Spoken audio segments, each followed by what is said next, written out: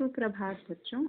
आज हम हिंदी व्याकरण कक्षा पंचम में सर्वनाम को समझेंगे। इससे पहले हमने संज्ञा के बारे में पढ़ा है।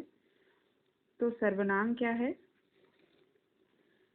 परिभाषा है उसकी, संज्ञा के बदले प्रयोग में लाए जाने वाले शब्द को सर्वनाम कहते हैं। जैसे मैं, हम, तुम, वह, आप, उसका, उसकी आदि।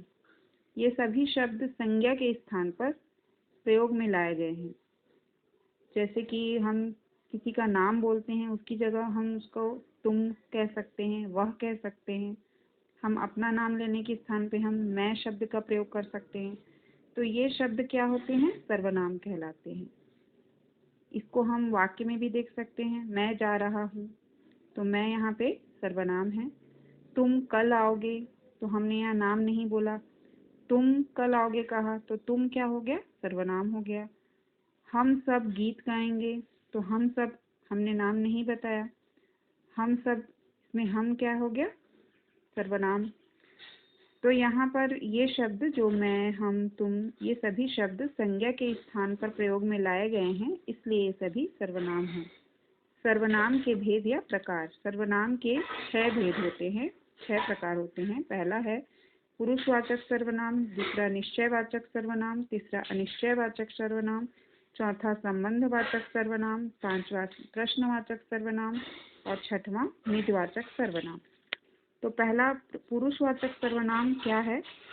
जिन सर्वनाम शब्दों का प्रयोग वक्ता द्वारा खुद के लिए, वक्ता किसको कहेंगे? जो अपने बारे में कह रहा है, या दूसरे के लिए किया जाता है। यानी कि हम अपने बारे में कहें तो वक्ता है, और अगर दूसरे के लिए कहें तो भी उसे पुरुषवाचक सर्वनाम कहेंगे। जैसे मैं, हम, तुम और आप आदि। ये शब्द हम अपने लिए और दूसरे के लिए प्रयोग में लाते हैं। तुम और आप शब्द दूसरों के लिए हो गया, और मैं और हम शब्द अपने लिए, हम यानी कि समूह में है तो हम शब्द का प्रयोग करेंगे, और अगर हम स्वयं अपने लिए कोई वाक्य बोल रहे हैं तो हम मैं शब्द का प्रयोग करेंगे। तो ये पुरुषवाचक सर्वनाम है। इसी प्रकार निश्चयवाचक सर्वनाम दूसरा प्रकार है सर्वनाम का। जिन सर्वनाम शब्दों में किसी व्यक्ति, वस्तु या स्थान की निश्चितता का बोध हो, वे शब्द निश्चयवाचक सर्वनाम कहलाते हैं। जैसे कि यह, वह, ये, वे आदि। ये निश्चितता को दर्शा रहे हैं, इसलिए निश्चयवाचक सर्वनाम कहलाएंगे। तीसरा है अनिश्चयवाचक सर्वनाम। जिन सर्वनाम शब्दों से वस्तु, व्यक्ति, स्थान आदि की निश्चितता का बोध नहीं होता है। इसमें होता है हमने जाना, इसमें नहीं होगा, वे अनिश्चयवाचक सर्वनाम कहलाएंगे। जैसे कुछ, कोई आदि। ये निश्चित नहीं है, उसकी मात्रा को निश्चित नहीं बताया जा रहा है। कुछ या कोई, ये भी निश्चित नहीं कि कौन है। कुछ कितनी मात्रा है, ये नहीं है निश्चित। तो इस स्थिति में वो अनिश्चयवाचक सर्वनाम होगा। चौथा है संबंधवाचक सर्वनाम। जिन सर्वनाम शब्दों का प्रयोग किसी वस्तु या व्यक्ति का संबंध बताने के लिए किया जाए, वे शब्द संबंधवाचक सर्वनाम कहलाएंगे। जैसे जो, सो। जो जागेगा सो पाएगा, जैसा किया गया वैसा ही वह भोगेगा। तो इस प्रकार से जो शब्द साथ में प्रयुक्त किए जाएं, संबंध को दर्शाएं, जो करेगा सो भरेगा, तो ये एक दूसरे से संबंधित हैं, इसलिए ये संबंधवाचक सर्वनाम में आएंगे।